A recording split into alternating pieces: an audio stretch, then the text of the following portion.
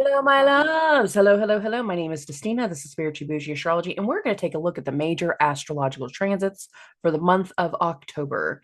It is October 2024. It is fall. It is spooky season. The leaves are falling. The air is getting cooler and crisper. And I don't know about you all, but it is my favorite time of year. Bonfires, football, all that stuff. I love it. Let's do it. I love this time of year, at least for the weather. Now, when it comes to the energy, we got to talk. That's the whole reason I do these episodes. But before we do any type of breakdown, I do want to do a quick little thing. I'm not running any type of big special this month. I might, if it comes to me in meditation, I might do a flash sale like I did last month. And if you didn't catch it last month, I'm sorry for you. I did it on one episode, and a lot of you took me up on it really, really fast. If I decide to do that, it'll come down to me whenever it comes to me in meditation. Aside from that, I'm just running my normal pricing. New clients, if you come to me for the first time, you get specialized pricing. My pricing is listed in the description of every single episode, as well as my contact information. You can message me on social media.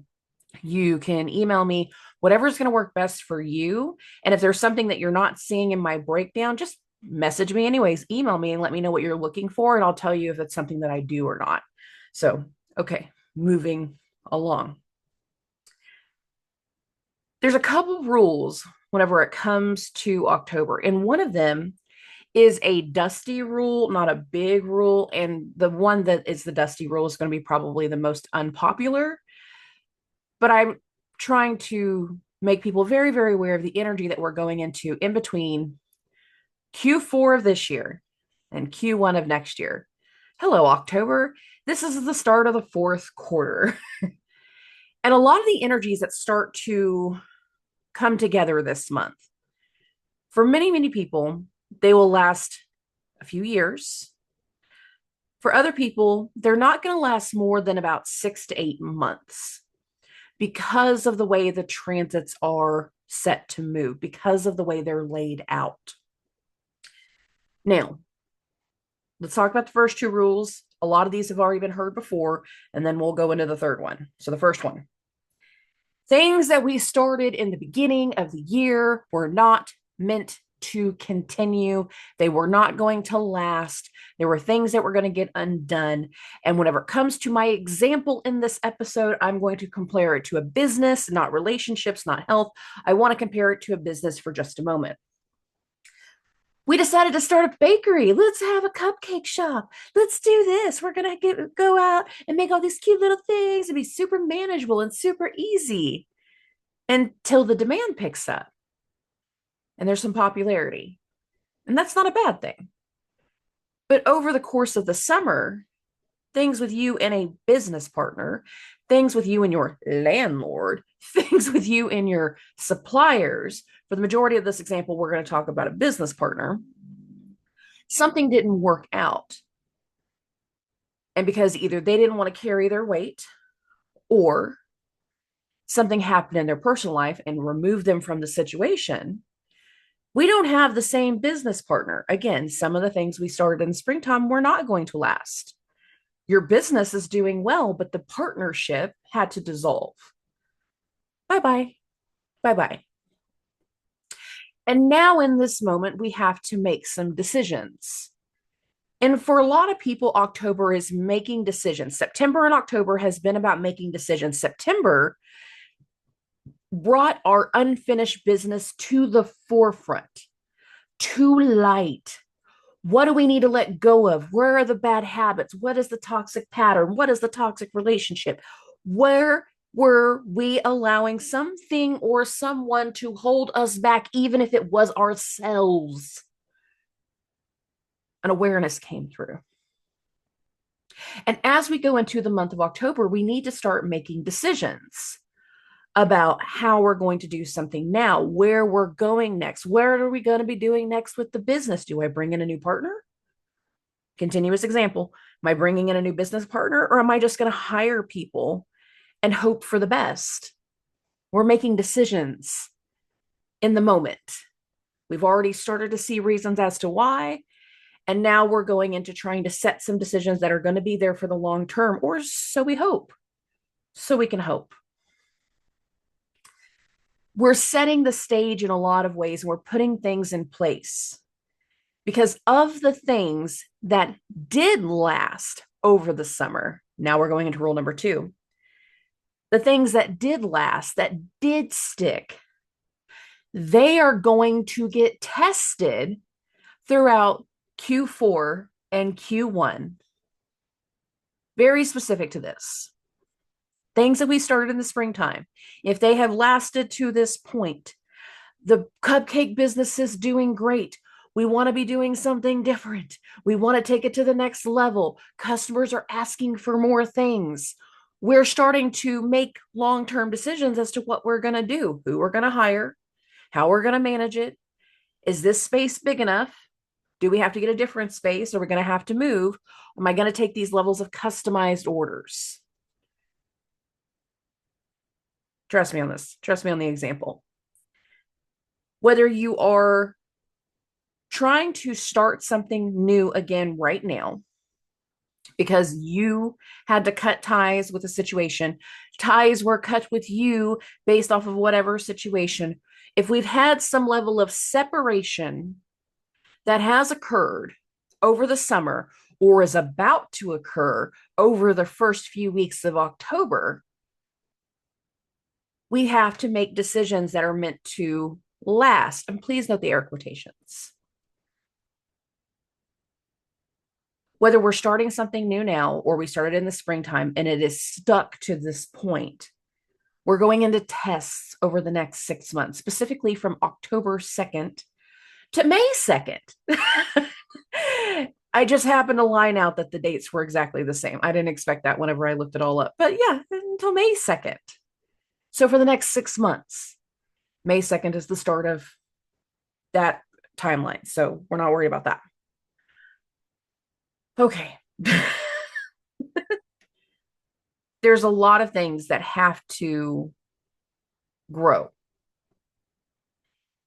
And what's going to start to happen between now and the end of the year is we're going to start taking those customized orders. We're going to start doing something extra. And we're going to start putting people in place with the hope that we can trust them. We are going to start making decisions that are going to take us into uncharted territory in a lot of ways. And that uncharted territory, those decisions, the energy that we're moving into will also go into an imprint of volatility.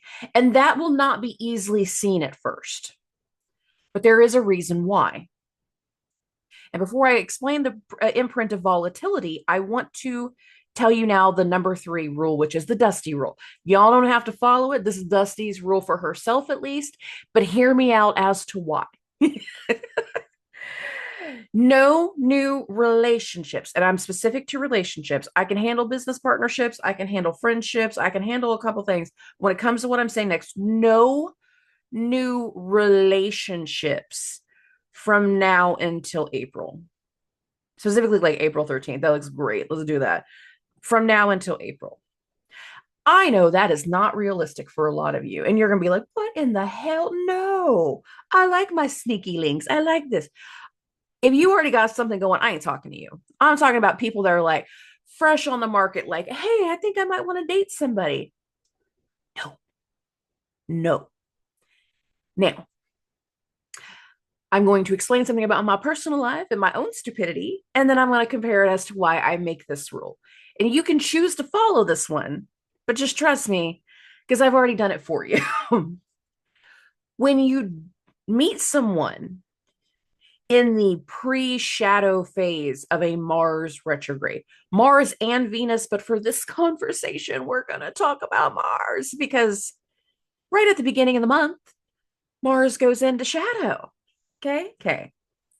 When we meet somebody, when a planet is in its shadow phase, there's usually something about that person that we're not seeing clearly. And whenever the said planet, whichever one we want to talk about, comes back over this area of the sky, we see the other side. Now, Mars is the god of war. I want to achieve, challenge, I will have, conquering, desires. And people can be grabbed by their desires in a Mars retrograde. And to be clear, Mars does not go retrograde until December, but Mars enters shadow at the beginning of this month following the Libra eclipse. So this is why I'm saying October 2nd, because that's when the eclipse is. Now, Dusty, that seems really ridiculous. Why would you even think that? Why would you put such a long window on it? I don't really mind the post retrograde phase because that's a recovery energy, anyways. But pre shadow usually means we come back to something in the shadow side or in the retrograde side where you see a shadow element of that other person. You see the volatility of that person. You see the acts and the action that other person is willing to do to achieve their desires. Do with that statement what you will. Let your imagination run wild. Trust me, there's enough police reports out there to help you with that matter. Moving along. I was the dumb person that met somebody in a Mars pre-shadow phase, got into a relationship during a Mars retrograde, got married to that person during a Mars retrograde. And very, very long story short, I got divorced in a Mars retrograde. Trust me when I say we don't play with this energy because I did it. And what tends to happen is when you go into this imprint of energy, is that whatever the volatility is, tends to remain as an imprint in the relationship until its completion. It does. I was married for 8 years. It leaves an imprint. So this is one of those things that I have a general rule that I know a lot of people are not going to listen to, but at least know when you come to me later, say, well, we met in October. I'm going to be like, uh-huh. I remember that Dusty rule? You made choices. And at least I warned you. Now, be aware of the people you start to connect with, that you start to let in, that you start to do things with on any level that are brand spanking new or someone that you've never quite let in before. But then you start to grow during this time because, again, you're not seeing the full elements of what that person is, who they are, how they're going to affect you. Now, going back to the idea of a business, going back to our cupcake shop, we're taking those specialized orders.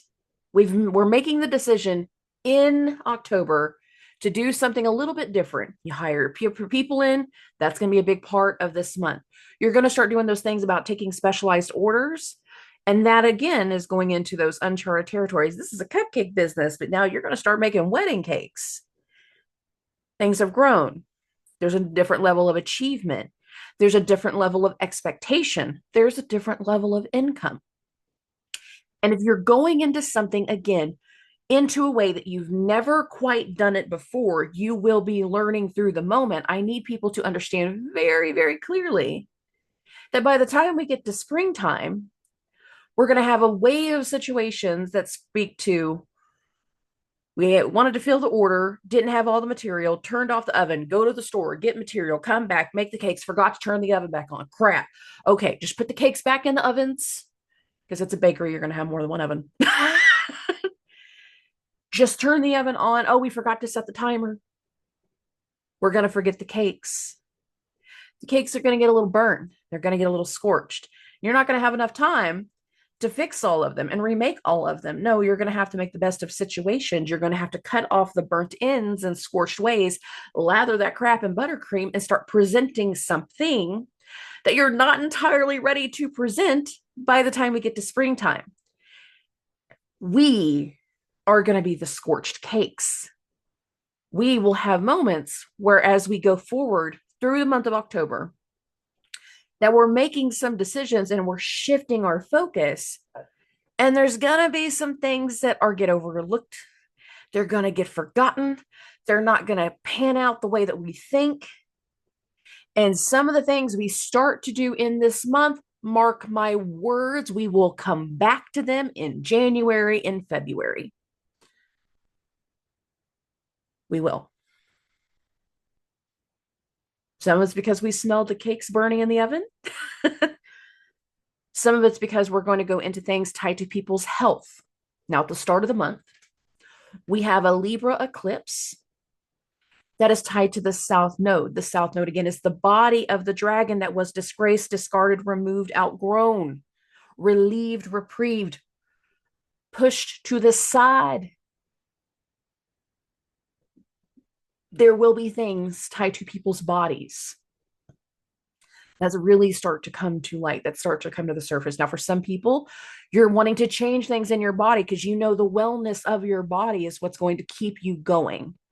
And you're going to start doing certain things in your routine that for one reason or another are not going to completely stick. And that's mainly because other things in life are going to happen. And again, something that we want to do is going to fall to the wayside.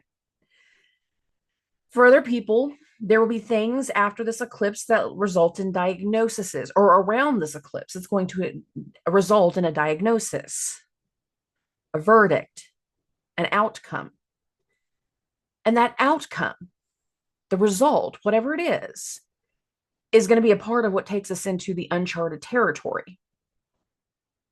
And some of us know you're going into something temporarily. And if you know that you are, that's a better thing. Like, you know, like, hey, I'm going to go work for my friend for like 6 months, help them get their business going. And then I'm leaving because I want to move to another state anyways. It's just like it worked out well. Cool, let's do that. But in other ways, some of you are going into something blindly thinking that this will be your long-term forever. And it's not going to quite stick the way that you think, or it's going to test your boundaries to the way that you've never imagined. And then within 6 to 8 months, you'd be like, you know, this was fun. Bye. Putting that very, very nicely. We're moving into something. And many of us have a lot of shifts based off of that unfinished business that came through over the summer, the awareness of where we needed to break an old habit, an old weight, and an old pattern, especially as the energy arose throughout the month of September. Now, I don't know about you guys, but I did not realize how light Pluto in Aquarius was until we got to the first week of September. And Pluto moved back into Capricorn. I was like, man, that's heavier than I remember. It is. It was way heavier than I remember. Last summer, whenever it moved back in, there was a heaviness because there was a Venus retrograde simultaneous. Whenever Pluto moved out of Aquarius back in the springtime between January and February, those first few transits as Pluto moved out of Capricorn and into Aquarius, they were weighted, they were hits, they were boom, boom, boom, boom. So it was hard to gauge the lightness of that energy, that it was lighter. But then when September hit and Pluto moved back into Capricorn, I think all of us felt weights in different ways. Some of you felt another wave of depression. You felt a darkness sinking you back into something, anchoring you back into something. And the reason was because that was a part of your unfinished business. For some of you, you had situations dragging you back into something, an awareness within your emotions dragging you back into something, letting you know you got to make a change right now because this is not working. And one element of that was Pluto's reentry into Capricorn, making sure we finalize whatever business we need to before Thanksgiving, November 19th, 20th timeframe, depending on your time zone.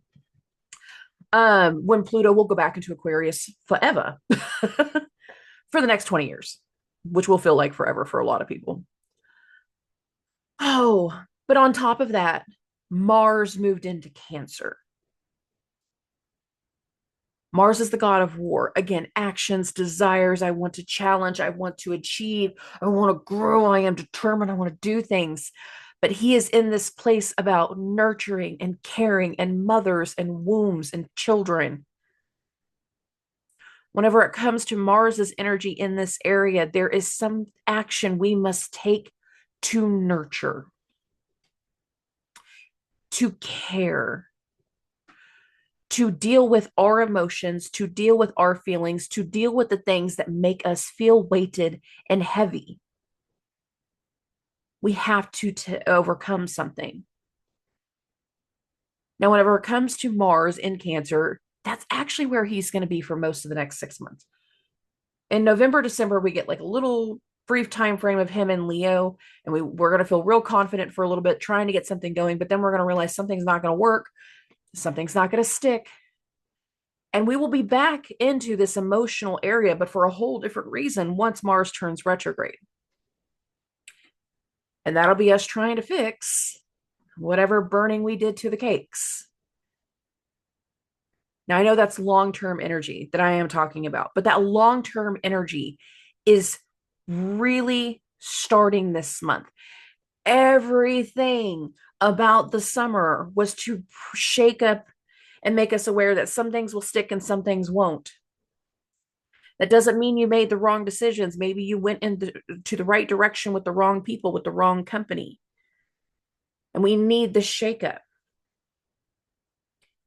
Some of us, we did have things stick out from the beginning of the year that are now going into this time frame that we're trying to level the playing field a little bit, level some things out throughout the month of October, with the idea that we want to kick something up a notch in November.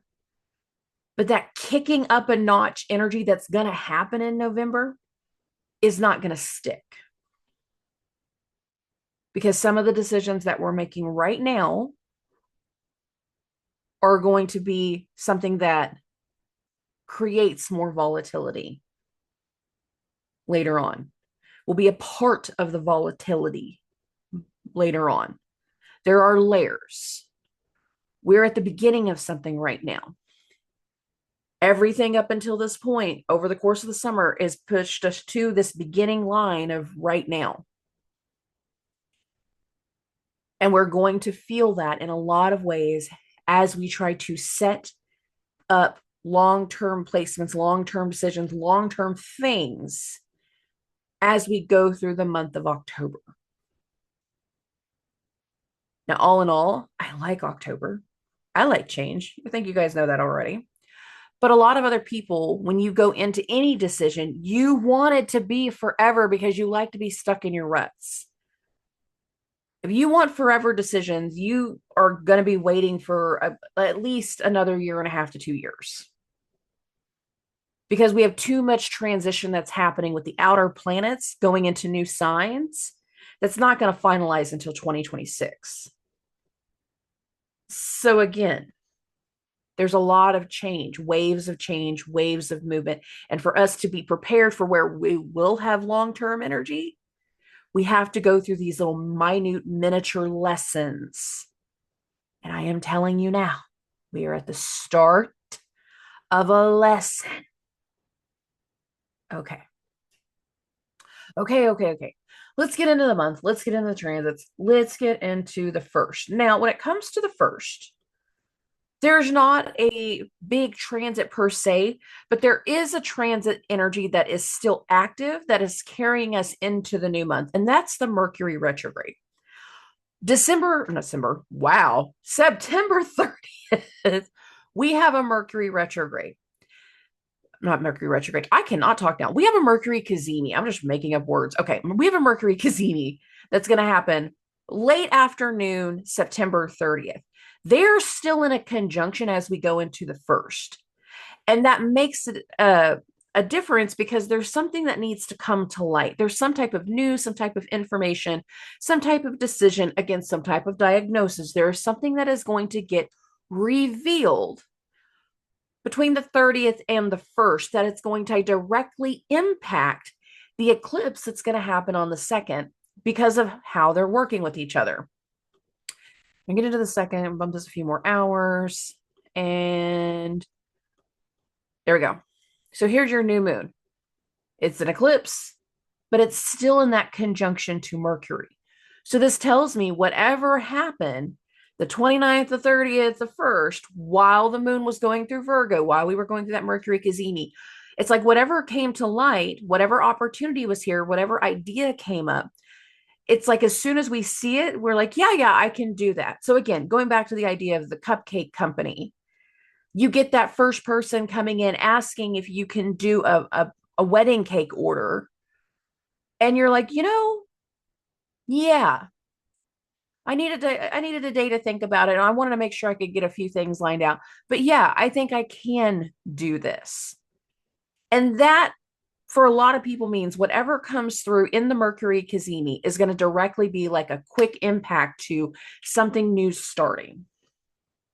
And given that this again is a Libra eclipse, and it's the third one closing out the Libra cycle, that tells me that there is something that ties together. So for those that want to know and be able to go backwards to look at the themes of before, the last two Libra eclipses, one was last year, October 14th, 2023. We had a Libra eclipse, and that week was just the eclipse itself was pretty low key. It was the week up to the eclipse, so like October 9th to the 14th, because in that week we had, not in this order, just FYI, this is just me doing this from memory. We had Mars squared Pluto, Pluto turned direct, Mars went into Scorpio, Venus left shadow, Venus entered Virgo. Boom, boom, boom, boom, boom, boom. All of this. Venus hit the opposition to Saturn, and then we went into an eclipse. So just boom, boom, boom, boom, boom. The eclipse was just like it was a cherry on top of a very hectic week. So that eclipse itself wasn't crazy for a lot of people or the day of, but it was the week up to that point. Now, the other eclipse that happened in Libra was March 25th. And that eclipse was the full moon, the one and only full moon eclipse in Libra. But it was happening while Mercury was stationing. So somebody got hit with a decision. They had something that came through that was meant to kind of tip the scales. But then as soon as it happened in the eclipse, as Mercury was stationing, it's like people didn't know what to do with it. They were stuck. They didn't feel anything going quite yet because, again, Mercury was stationing. Oh, but usually you can see a theme that goes from one eclipse cycle to the next, just to be clear.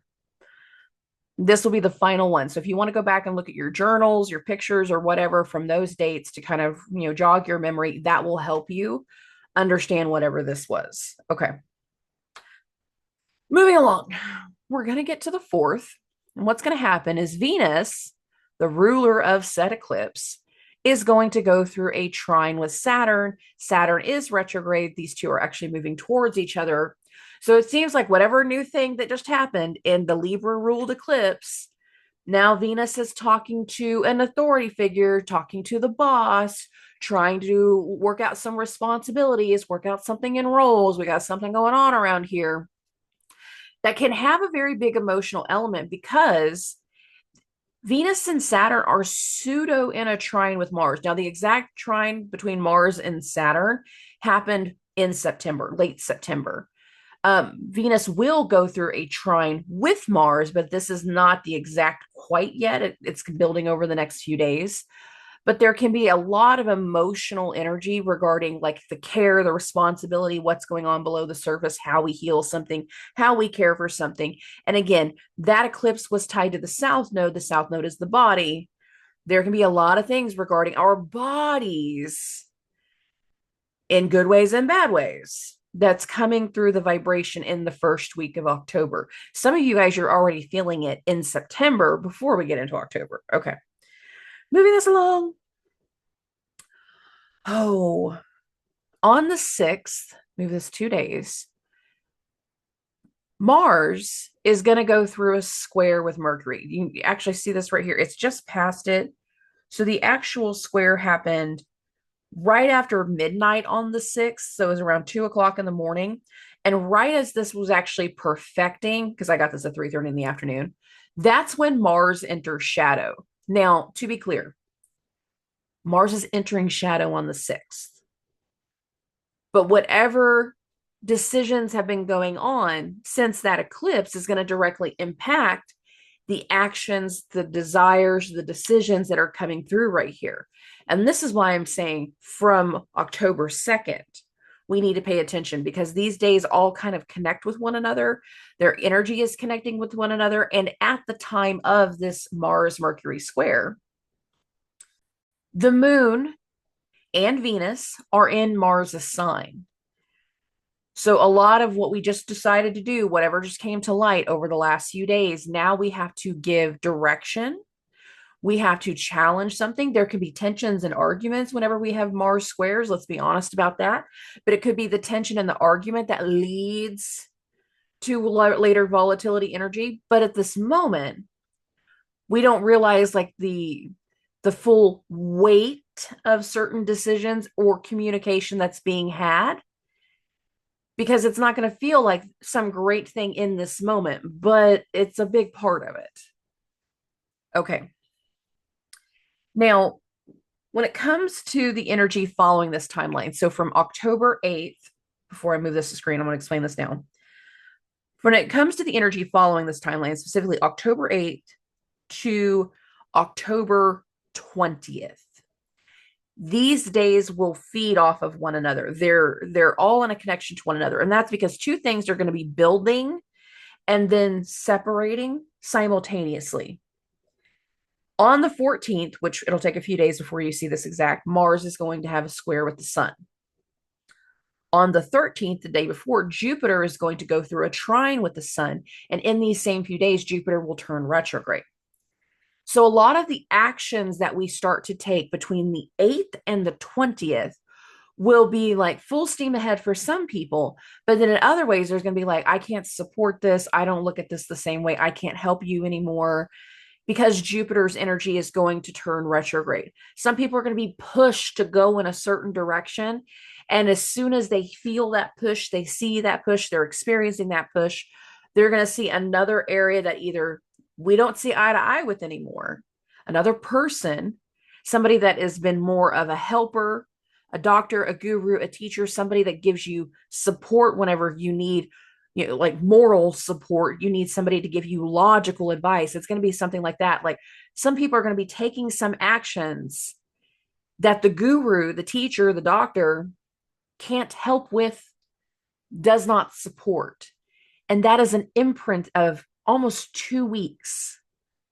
Exact dates are in there, and I'll go over those here in just a second. But I want to be clear, like the 2 weeks between the 8th and the 20th, these all speak to one another based off of the sun, Jupiter, and Mars. Okay. So let's go from start to finish. Let's get to the 8th. Let's get to the 8th. All right, moving this along. Oh, so in the early mornings of the 8th, bump this backwards for some hours so I can do this a little bit more exact. Mars is going to go through its exact trine with Venus. I kind of already mentioned this already. So here's Mars, 18 degrees, 39 minutes. Here's Venus, 18 degrees, 41 minutes. Close enough for government work. You can see this right here. The action to uncover something, the disruptive emotional responses based off of a secret, of a lie. There can be a desire that comes through based off of the aesthetic, the image of something or someone. And that's because Mars is in this trine to Venus, but Mars is also hosting Venus. So this can also be like somebody in a higher authority playing favoritism, giving more energy towards favoritism. And once you see the act of favoritism in this situation, it's like, oh, you're the teacher's pet. You're the boss's favorite. You're the little snitch, aren't you? That type of energy. It also imprints that energy of something turning around. Why do I say that? At the same time that Mars is going through the trine with Venus, which is full steam ahead, they're both moving forward. Jupiter is stationing, and Jupiter is about to go retrograde, literally within 24 hours of this time span. And Jupiter is going through the trine with Mercury. So it's like hearing somebody say, okay, well, I think they're going to be a better fit. I think they're going to be able to handle this responsibility better. I think they're going to do something, going off of the favoritism example. And it's one of those things that once you hear it, you see it, you feel it, knowing you've busted your ass and worked on it, you're like, oh, really? Great. Then I'm not involved, period. I don't need to be a part of this project. I don't need to work here anymore. I don't need to do something. Now, if this is in the medical sense, because again, sometimes Jupiter has to do with the doctor, the guru type of energy. This can literally mean your primary going, I can't do this treatment. You're going to have to go to a specialist. And the turn of Jupiter can literally mean that side of it, more along the lines of like, I can only do what I'm capable of doing. I can only do so much. This isn't something that I specialize in. You're going to have to go to somebody that knows nothing but this organ, knows nothing but this treatment. Your primary care would not be the person that does your chemo and radiation. They're going to send you to a cancer doctor. They're going to send you to the kidney doctor. And given again, Venus rules the kidneys. That's why I'm using that as an example. They're going to send you to a lung doctor, a breathing specialist. They're going to send you to a doctor that specializes. They can't do the care. And that can be something else that can come through, that you have to move forward without the other person's support or care. So for some people, this can have tension, little spikes of jealousy because Venus is in Scorpio. Mars is in Cancer, emotional responses. But with Mercury being the host of Jupiter, some people are going to be getting information that they have to move forward in another direction, regardless of whether they want to or not. Okay. Oh, this is the last full day of Jupiter being direct on the 9th at 2:04 a.m. Central Standard Time. Jupiter will turn retrograde. Oh, I bumped this a day, not an hour. Boom. Jupiter's now retrograde. So again, for some people, as they move forward, they have no choice but to go into another direction because they are required to. It's where we're going next. If we're doing things tied to treatments, that makes a lot more sense. If you're doing stuff in the workplace, some people can be like, it can be a delegation of responsibility, or it can be like, oh, you're the favorite, and you see those little spikes of jealousy, that type of thing. Okay. Moving along, moving along. Now, what's interesting about these few days is like Jupiter will turn retrograde on October 9th, but 2 days later, Pluto will turn direct. So there is something in these few days that's meant to change and meant to flow in a different direction. So I got this at 8:30 at night on the 11th, and then boom, Pluto is direct. And for now, from now on the 11th until November 19th and 20th, depends on your time zone. That's why I'm saying it this way. We have something that needs to turn around. Overcoming a fear, overcoming a power struggle, overcoming some level of adversity. And again, if this has to do more with that career side, there can be adversity. If this has to do with health side, that means trusting and going to meet with a doctor or someone different, some new level of person over responsibility that helps you work through the motions, that helps you overcome the fear. Now, during these days, we've got a couple things that's going to be going on. So we're going to go ahead and bump this now to the 13th, because that is when we have the exact trine with Jupiter, but that's not the only thing going on. There's actually a lot of things going on to the 13th before that. So let's go ahead and bump this earlier in the morning. This will work. Okay. Between around 9 a.m., Mercury is going to go through its exact square with Pluto. So you can see this is kind of exact right here at 9:30. Here's Mercury, 29 degrees, 40 minutes. Here's Pluto, 29 degrees, 38 minutes. It's close enough for government work. These two are going to enter a square. And what we usually see is whenever a planet will square the ruler of a sign before moving into that sign, is it usually sets the stage for where the focus is going to be. And that's rang pretty true over the last few years as Pluto has been in Capricorn, because it's like every time we have a Libra square, something gets triggered in that moment, and then it becomes the focus because that planet will move into Pluto's sign. And you're seeing this right here. Mercury is going to square the modern ruler of Scorpio before moving into Scorpio.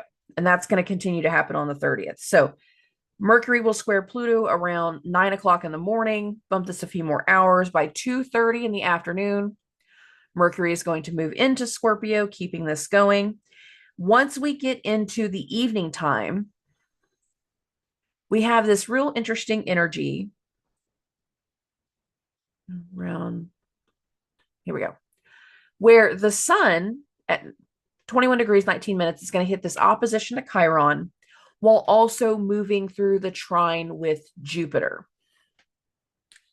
We have to turn our focus. Mercury square to Pluto.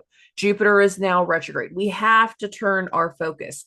But we also have to recognize that because of this change in the dynamic, the action that we move forward with here is recollecting its reshaping and it is replanning. Now, after the 13th, this is at 11:30 at night, and this is why I'm explaining it this way. Once we get into the 14th, not only are we still with the trine of Jupiter and the sun, but we all are also perfecting the square with Mars and the sun. These two, since July, no, since August, sorry, I forgot my conjunctions all of a sudden. Since that middle point of August, there has been something about the imprint of Mars and Jupiter that have spoke hand in hand since their conjunction. And that happened in the middle of August. These two are going through the trine, Jupiter trine the sun, Mars square the sun simultaneously. Whenever Mars turns retrograde, there will be something about Jupiter that we'll revisit later on. And even whenever Mars will leave its shadow on May 2nd, that's when Jupiter will leave its shadow on May 2nd. So there is an energy that has been going on since August around Jupiter and Mars, where these two are almost working hand in hand, at least astrologically speaking. So again, there's something here between the 13th and the 14th, now combining everything together, that we have to shift our focus. We have to go in this other direction. There's a disruption that is affecting our focus, and we have to look at another opportunity. We have to look at another decision. And that's coming through the transits. I'm going to keep adding layers to what I'm saying. All right. So again, 11:30 at night, here's Jupiter's trine with the sun. Whenever we get to around 3 a.m. on the 14th, that's whenever Mars will hit its exact square. These two are feeding off of one another. They're all impacting the sun. There's one direction that needs to be pushed into. There's a challenge that's coming through. There is an element, and this is setting the stage for some of the energy that's going to be a big part of November, December timeframe. But we're not completely there yet, but it's pushing us there. Oh, and then later on the 14th, so still adding layers to what we have, Venus is going to hit the exact opposition to Uranus. Why does that matter? Venus is in Mars' sign. Mars is squaring the sun in Venus' sign. So there can be this push, this decision making, this action that we have to move forward with that does not have one element still supporting it, not still caring about it the same way. Again, think of it in the doctor sense. The primary can't take care of this. You have to go to the specialist.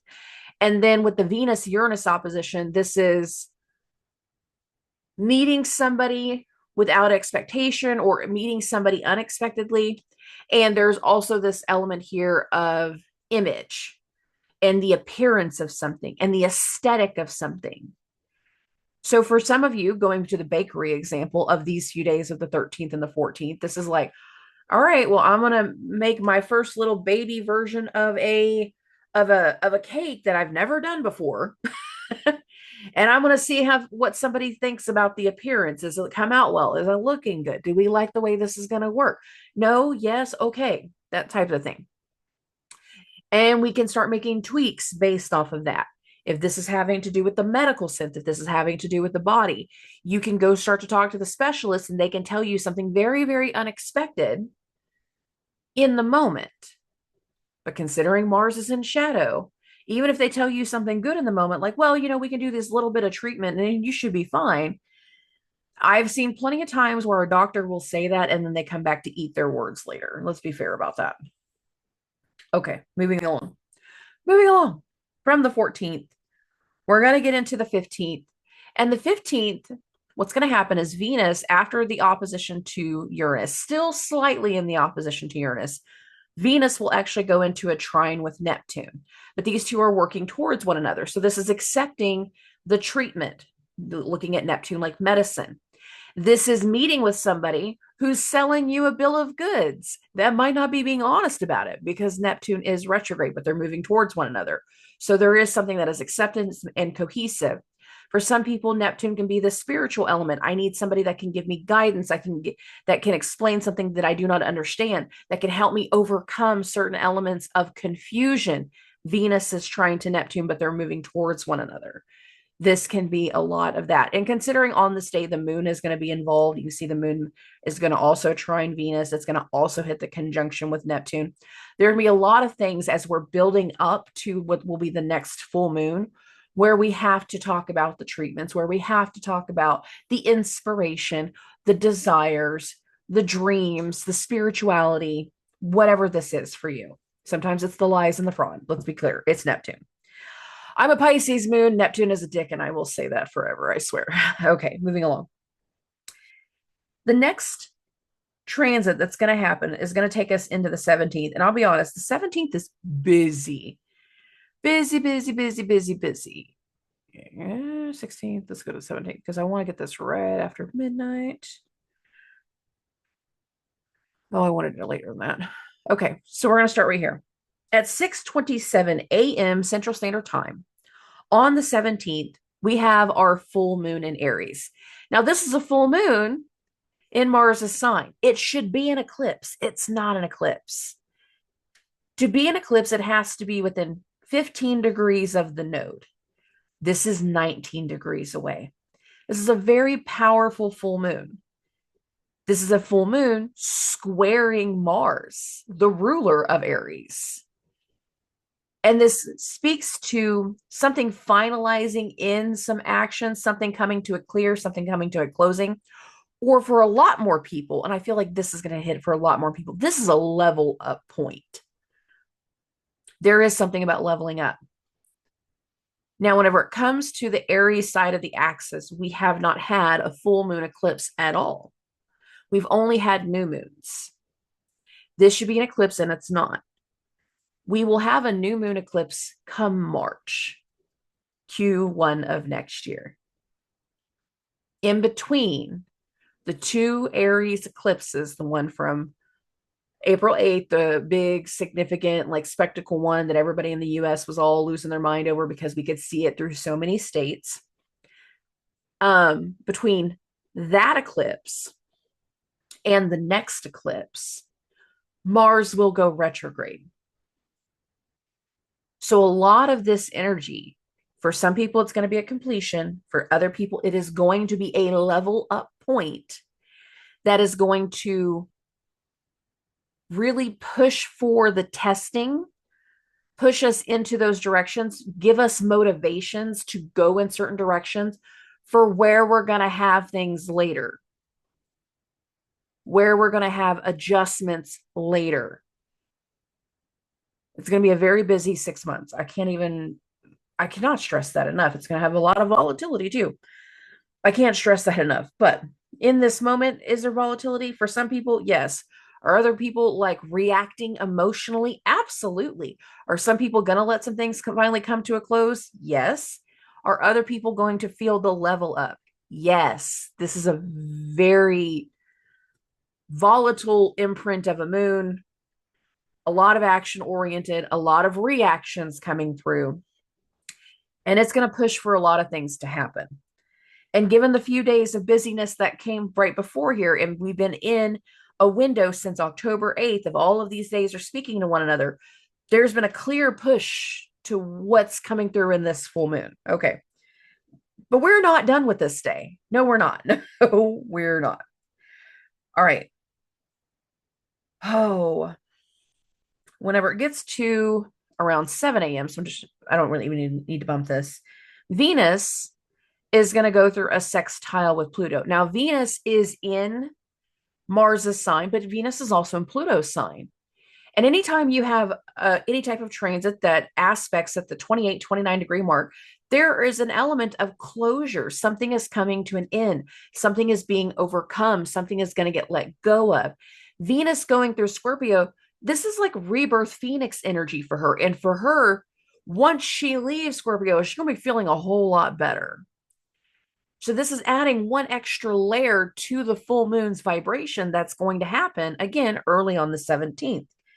Moving this along, we're going to get to around 2 o'clock in the afternoon, 3 o'clock in the afternoon, and Venus, boom, 2:30. Venus is now in Sagittarius. Venus is now in Jupiter's sign. She does much, much better in Jupiter's sign. She can be feeling a lot more confident after this starts. A lot of people can start to feel a lot more hope after this because Venus hosting the sun can start to feel a lot more hope. But some of that hope is diluted. And I hate to say that, I like to be realistic. I'm not glass half full or half empty. It's a matter of, am I buying or selling it? So there's always realizations to the things that I talk about. Now, the human effect is we're going to continue feeling the square between the Mars Sun square right here all the way until about the 20th. Jupiter's trine with the sun, it kind of died down around the 16th. And this is why I was saying, once Mars and the sun have fully separated past their 3-degree square, that's why I'm saying the 8th to the 20th has a continuous framework in its energy. And then things will start to settle down. If you want to have a good Halloween, I like Halloween. Honestly, I think Halloween's going to be great whenever it comes to a lot of the energy. I do think there's going to be some bubbling underneath the surface type things, but we'll get to that when we get to that. So let's get to the 22nd. Okay. Now, we got 3 things that are happening on the 22nd. First things first, between Mercury and Saturn at 1:30 in the morning, we have Mercury in its exact trine with Saturn. Now, these two are working towards one another. So there's an acceptance of a role. There's an acceptance of responsibility.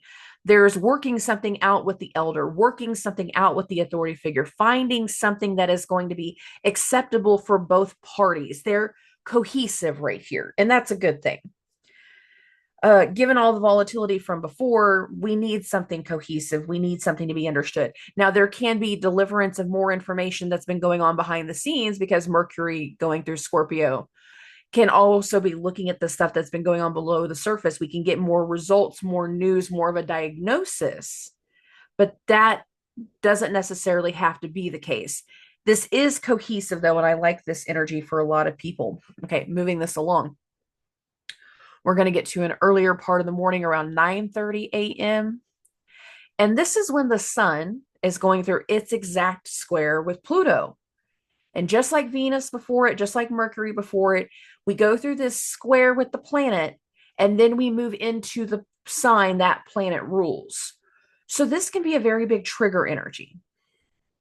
The sun in its square to Pluto, it's pushing for something, pushing for change, giving direction for change. It's challenging change in some ways, but it is a challenge that speaks to completion because, again, this is the very last time these two planets will aspect each other in this area of the sky in our lifetimes. It ain't going to happen again for over 200 years. We got some closeout energy here while also setting up for other things that are going to fit. I like the closeout. I like the challenge. I like the movement. But I also know that this can be very weighted and heavy for a lot of people, especially because the moon will be in Cancer while this is going on. And there can be a lot of things that speak to the emotions coming out. Even though we're feeling more hopeful with Venus in Sagittarius, there's still some final things about like, I have to let go of something. I have to move away. And that alone can stir up emotions inside of a lot of people. Okay.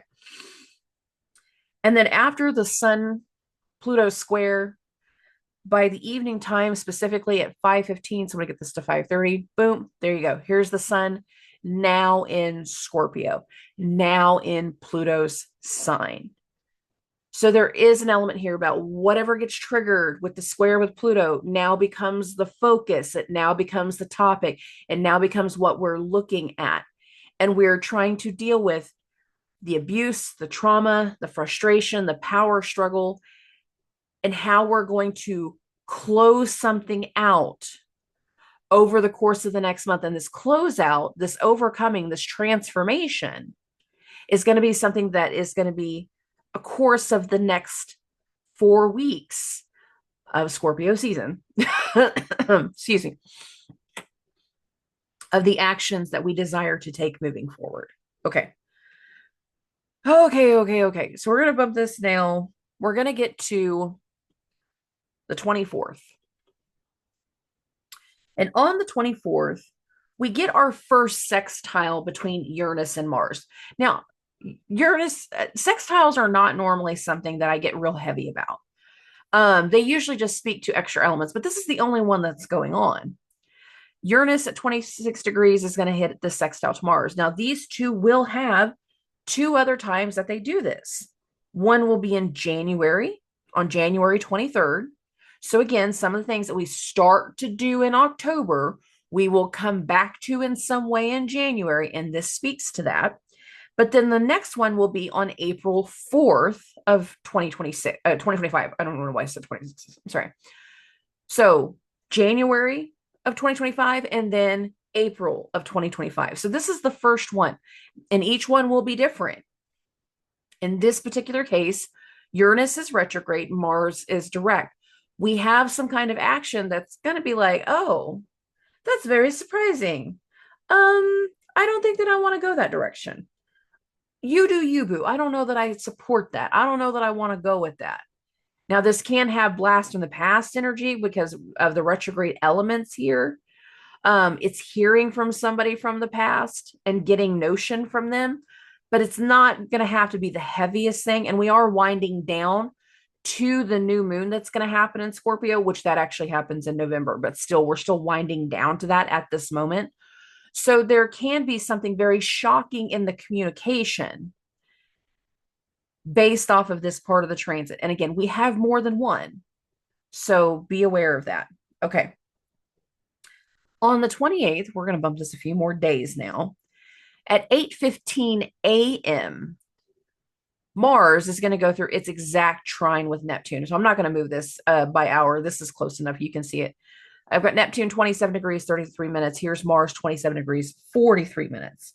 So this actually went exact, like I said, early in the morning around 8:15 a.m. And the other thing that went exact around that time span was Venus's square to Saturn. Now, Venus is in the higher authority. Saturn was moving towards her. The way this is going to go at that time is like, I want to work on the appearance of this. I want to see this. And it's like there's reception, there's acceptance of a shift that's coming over the next few weeks, because now that now that Saturn's in this area of the sky, he's starting to station. And by the 15th of November, he will actually go direct. So we're finalizing some things tied to Saturn in Pisces. Now, the last time Saturn was in this area of Pisces was back in March, back in the springtime, back in that time frame where we were starting new things, taking on new roles, taking on new responsibilities. Right now, this can be the issuance or the adjustment of people in positions of responsibility. This can be an adjustment of who is caring for the elder, who is going to be responsible, and there can be recognition in this time frame. Now, that recognition can be met with confusion with the Neptune-Mars trine. And just like the sextile with Uranus, we will revisit this. The Neptune-Mars trine, we will have more of that come January and April. So be aware of that. We're getting into some of these patterns where we're setting some things up, or we're going to be revisiting them in the springtime. Okay. Oh, on October 30th, Mercury is going to hit its exact opposition to Uranus. This is unexpected news, unexpected communication, an unexpected arrival. For some people, whatever comes through in the unexpectedness, though, it can be a trigger. Now, why is that? Because Mercury is being hosted by Pluto and Mars. Mars and Pluto are starting to perfect their first opposition. Please note I said first, and that is the heaviest of all of the imprints through the retrograde, is the oppositions between Pluto and Mars. And I'll cover that a little bit more in the closing. But there can be some unexpected news, some unexpected communication that comes through right here in this Mercury-Uranus opposition that carries weight, that carries triggers, that carries a reaction. But it's also an awareness of something closing out because Pluto's at that 29-degree mark. We're slowly transitioning away from something. We're slowly trying to move into a whole different direction.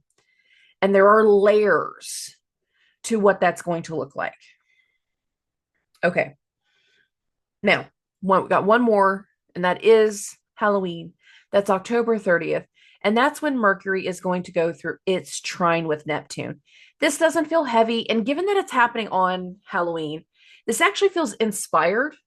This feels like we're doing something in the make-believe aspect. And considering this is Halloween, you can see some really creative Halloween costumes from the kids at the Halloween parties. We can be very much mentally captured in the moment of doing something we've never done before with the Mercury-Neptune trine.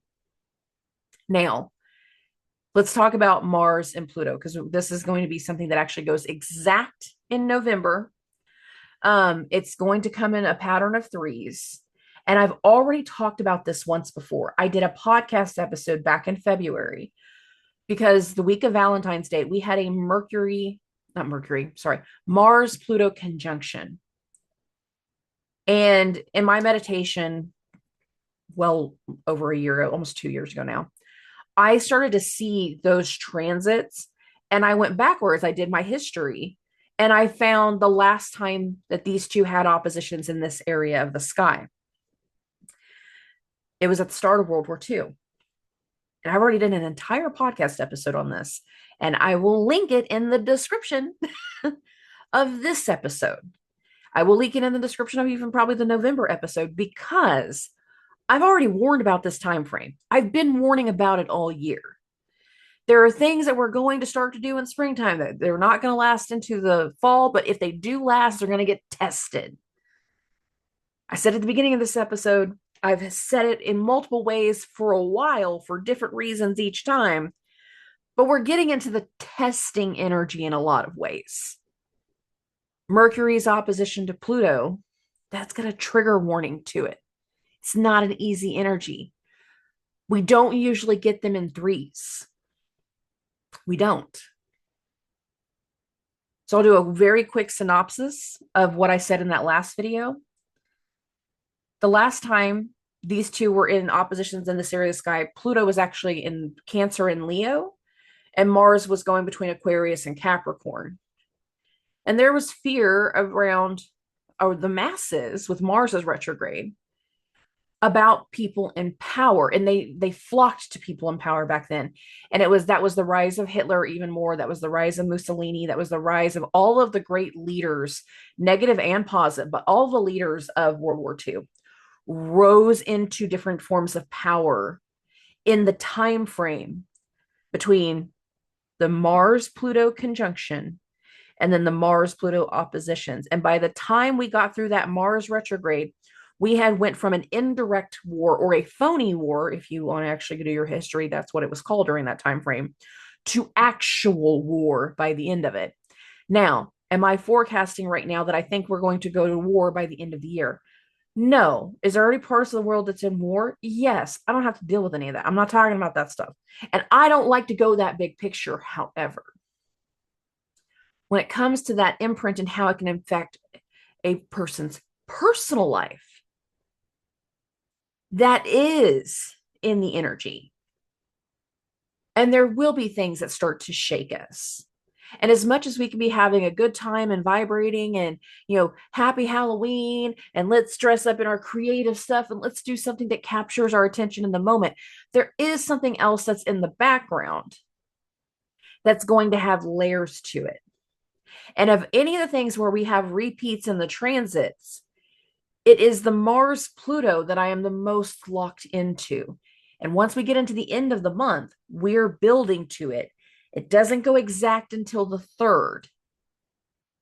But while we're building to it, we're also building into the new moon in Scorpio.